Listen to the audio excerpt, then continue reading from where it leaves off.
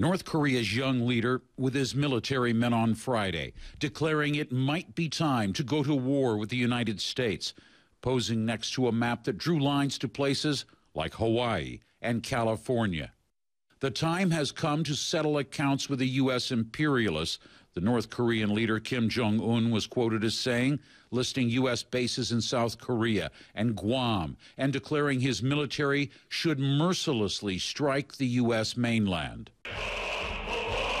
North Korean television broadcast martial music with dramatic scenes of its million-man army, the fourth largest in the world, in action. It was theatrical, staged, and to some just a little too scary. China's foreign ministry suggested now might be a good time for everyone to turn down the temperature. Maintaining peace and stability of the Korean Peninsula, as well as Northeast Asia, serves the common interest of all relevant parties. And it is also a joint responsibility. We hope relevant parties can work together to turn around the tense situation in the region.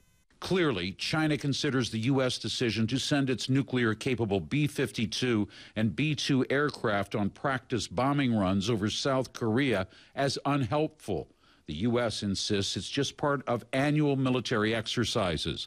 But Beijing also seemed to send a message to Pyongyang that enough was enough. The message had little immediate effect. Friday, North Korea staged a massive rally in Pyongyang, whipping up national fervor.